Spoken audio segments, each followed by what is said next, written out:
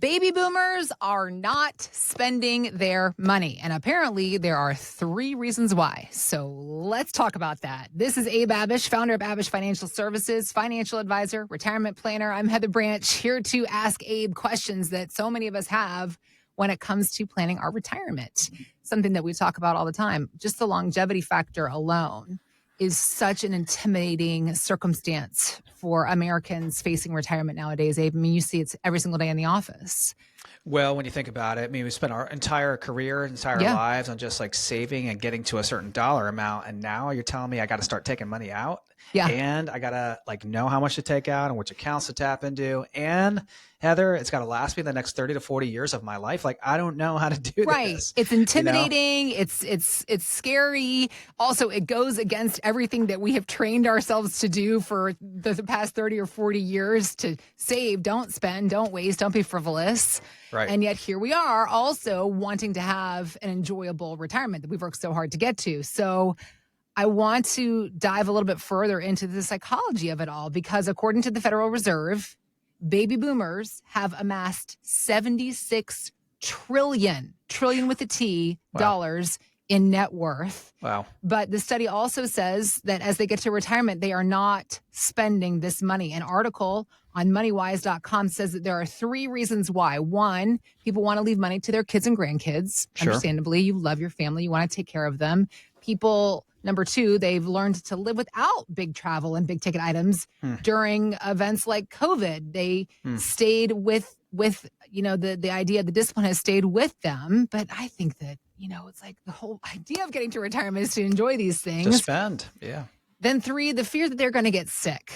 Or, of course, this is sick, or they're going to live too long and run out of money, Abe. So do these things align with what you're seeing in your office, talking to folks? Absolutely. Yeah. And at the end of the day, a new retiree, someone that's just retiring, maybe even into retirement, if they haven't already, has to have this mindset shift and switch where they are realizing, well, yeah, I don't want to take too much out of my early years, but if I wait until my 80s to enjoy this, or my late 70s, God forbid any longer, then man, I missed out. And I worked my entire life to get here. And now, because I was too conservative and I was too frugal and I wasn't taking money out and enjoying it, now I'm 80 and I'm moving around slower, right? I'm still alive and decent health, but I'm slower moving, and maybe my health has declined a little bit. I just don't want to go. I don't want to take that trip to Italy anymore. I can't take a 12-hour flight to Hawaii now, or I just don't want to. I've lost the desire.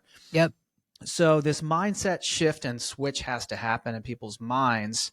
And it comes, I think, with when people get educated on how to shift and transition from that growth mindset to both growth and income, then they have a plan to do so, right? A plan to transition from their working career into retirement successfully. That growth plan goes to both growth and income, and then retirement income strategies are shown. And there's a plan with clear retirement income strategies in place to follow. Then people are going to have more confidence that, oh, okay, I can take out 50 grand, 100 grand. I can spend some interest because my principal is still growing. I can play with the play money. I can upgrade to first class, over to Europe. And man, once you do that and you fly first class, you never want to fly anything again. But we encourage our clients to do that. I mean, I think that's what life's all about, is enjoying yourself, living life in good health, giving back when you can. And so that retirement income plan with clear retirement income strategies that are really thoroughly measured and clearly defined is so crucial for a retiree. All right. So let's talk about then some retirement income strategies. Sure. When somebody comes to you and they say, I hear you talking about retirement income, Abe, but how do I do it? Because there was this 3-legged stool adage for years and years, right? Like you had your pension, your Social Security, and then you had some savings, and also you only lived 10 years anyway. True. So nowadays, most people don't have pensions. Right. Social Security, as we know, has gotten wobbly. Right. So people are looking at a 1.5-legged stool. Right. When it comes to their retirement, hopefully we'll still have some, I think we'll still have some Social Security, but it is going to have to be adjusted in some way, shape, or form. It could look different down the road, yeah. You've got your savings, basically, is what most people are relying on. If maybe a lot of federal workers in the DC area do have some pension money, so that's a good option for a lot of folks. But thinking about income strategies, a couple of things. 1, how many should we have? How many income sources should we have in retirement? What are common income streams that people Okay. need to lean into, and how do right. you help develop those within a plan? Okay. So, how many income streams should we have? I feel like the more the better. So Okay. I'll list a bunch here. And actually, we just wrote about this in a book that I just came out with this book about 6 months ago, maybe or Yeah. so. Yeah. In 2024, it's called The Retirement Mountain: The 7 Steps to a Long-Lasting Retirement. Step 1. Develop a retirement income plan and roadmap. Yep. Exactly what we're talking about today. Yep. So you asked about how many income streams we have. The more the better, right? If all the income and retirement's coming in from the stock market's down, it's not going to be a great year for you income wise. Like a dividend paying stock, or is it just selling stock? Or I know. So if you have income coming in from the market, maybe some rental real estate, annuities, pensions, Social Security, dividends, both income from all these sources, the more diversified your income will be. That's going to come from a diversified portfolio. So the more diversified the portfolio is, the more diversified your income will be. Yeah. Again, most people are going to have Social Security. Some people will have pensions. But then when you start thinking about, well, all right, Abe, I've got $3 million and I don't have a pension, or I do have a pension.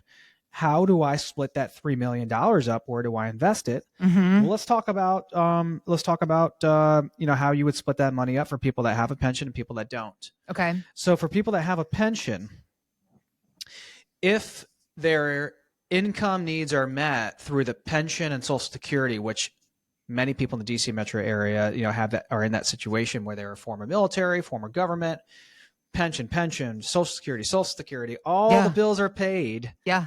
By this guaranteed income, man, that is a phenomenal place to be. Yeah. So they might have a couple $1 million sitting on top of all this guaranteed income. And, then they can live a lot more freely, right? This is the $3 million is icing on the cake, right? Okay. It's the gravy, so to speak. Yeah. Yeah. So depending on their risk tolerance and what they want to accomplish with the $3 million is kind of how we would determine how to split it up. Okay. Since all the bills are paid by the guaranteed income, they're not going to need more guaranteed income from part of that $3 million, right? The bills are already paid. Mm-hmm. So maybe they're that classic 60-40 split between growth and income. We might put 60% of that $3 million into growth-focused funds, a growth-focused portfolio that's stocks and ETFs and vehicles like that, focused on good return, but stability as well. The remaining 30 to 40% of the portfolio might be in safer instruments, income-producing investments, right? We might not be there for growth because we really don't need growth on the entire portfolio. Yeah. But you need money there for additional income, helping you satisfy RMD requirements, keeping up with inflation, things like that. Mm-hmm. For those people who do not have a pension, and there's a lot of people out there as well who do not have pensions, and pensions are almost a thing of the past now, you might have your Social Security checks and then several million dollars on top of that. Well, first off, we find out, how far is the Social Security going to go? Meaning, if you've got $10,000 in bills and your Social Security is going to cover $5,000 of the bills, we got another $5,000 we got to create from your portfolio. And that's the income gap, right? That's the income gap and the shortfall. So ideally, that gap and shortfall is created from the income part of the portfolio that's going to produce stable, reliable income. Think about creating a third or fourth Social Security check if you could. It might be guaranteed, it might not be guaranteed, but you don't want that $5,000 sitting on top of Social Security to be wobbly. You want it to be pretty predictable. You want to know that most of the time, if not all the time, it's going to come into your bank account like clockwork every single month. That's what's going to go allow you to live the retirement you want to live with confidence. That is just some background for how we would put together portfolios. It's some background on different retirement income sources. There are all kinds of strategies. Those are really just the basics. For anyone that wants to learn more, there are various ways you can learn more. You can get educated through our firm. The YouTube channel, Heather, has, I think, 500 to 600 now educational videos on retirement. And then obviously we have the podcast here, and we have our radio and TV shows. We've got the book. I was going to say also, you have the book, and I want to let people know how to get that. But something else, if you go to theretirementkey.com, at the top, you're just going to see a tab that says workshops. And you do in-person workshops, dinner events, but there's also a lot of webinars there. The estate planning webinar, Smart Retirement Tax Webinar, Women's Retirement Correct. Roadmap. Ladies, Correct. most of us are going to live longer than our husbands, sad to Yes. say, but that's just the reality. Educate yourself. Yes. And at Abish Financial, they've got a lot of these online videos and webinars for you to attend to get that education and information. So again, that's the retirementkey.com. Click on the workshops tab. Also, if you click on media, you're going to see an option there for book. And when you click on that, it's going to take you to a page about Abe's book, The Retirement Mountain, the 7 Steps to a Long-Lasting Retirement. I'm happy to tell you, because I mean, if you're like me and you almost flunked out of finance in college, I'm glad to tell you that it is a quick and easy read, only a little over 100 pages. It just takes a couple hours on a Sunday afternoon to read through and get more education. Right. That's right. Because, and you call it the Retirement Mountain because, explain why. Because that phase 1, that ascent, climbing up your retirement mountain, that's really your working career, right? You work all your entire life to get to the point where you've got enough money saved, you can actually pull the trigger and retire. Phase 2 is your descent down your own retirement mountain into retirement. You need a different plan. You need income strategies. You need protection all around your nest eggs so that you don't have to go back to work in phase 1. Well, you know, the strategies you use when you were 30, 40, and 50, taking on a ton of risk should not be the same strategies that you use in phase 2. And all kinds of new decisions come down the pike, Heather, you know, Social Security decisions, pension decisions, long-term care, putting together an estate plan. It's not just the investments. It's not just the money you've saved. It's everything around that money and what you want the money to do for you and your family. Yep, exactly. And of course, also the lifestyle you want to live. As far as getting a copy of the book goes, you can get a complimentary copy if you do come into the Abish Financial Services offices for a full review on your savings and investments. We will give you a copy of the book for free. It is also for sale on Amazon. You can download a free chapter. Again, the website, theretirementkey.com, click on the media tab, and you'll see the option for book there. And that's how you can get more information on the book. We also have links posted in the show notes.